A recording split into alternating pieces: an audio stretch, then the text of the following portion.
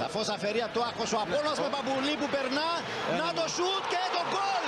1-0 ο Απόλλωνας. Πολύ νωρίς το παιχνίδι. Πέμπτο λεπτό της αναμέτρησης. Ο Απόλλωνας με ένα πανέμορφο γκολ από τον Μπαμπουλή. Ξανά εδώ κερδίζει ο Μπαμπουλής από την αδράνεια και των αμυντικών της Ομόνοιας. Σημαδεύει σωστά. Κοιτάξτε που πάει η μπάλα. Χτυπάει και στο δοκάρι στην επιστροφή καθαρά μέσα. Άλεξ τα Σίλβα έτοιμος. Εκτελεί, περνάει μπάλα στο δοκάρι. Η φάση συνέχεια στο παιχνίδι μας με την προσπάθεια και του Σκέμπρι που συνεχίζεται.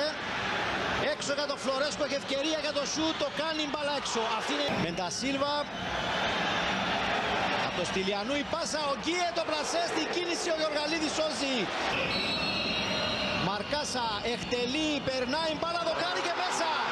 Να λοιπόν που θα βρει τη λύση η Ομόνια από τη στημένη αυτή φάση και από τον γκολ του Μαρκάσα.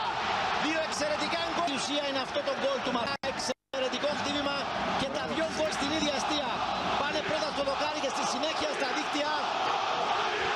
Ό,τι έκανε ο Απόλλωνας στο πρώτο πεντάλεπτο του πρώτου χρόνου το κάνει η Ομόνια στο πρώτο πεντάλεπτο. Τα Σίλβα εκτελεί το φάουλ στην περιοχή, κεφαλιά και να το γκολ για τον Απόλλωνα από τον Αγγελή.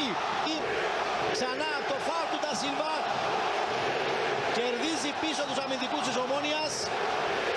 Γλίτωσαν δύο φορές, τρίτη φορά. Θα ήταν το επόμενο μου σχόλιο. Ρωμαρίκ, ο Γκίε πάει να πιέσει, ο Φλωρέσκου, ο Γκίε που κερδίζει. Αφήνει το παιχνίδι ο Σιμούνοβιτς, ο Απόλλωνας έχει ευκαιρία. Το σουτ σώζει ο Γεωργαλίδης αρχικά. Νέο σουτ η μπάλα στην εξωτερική πλευρά των δικτύων.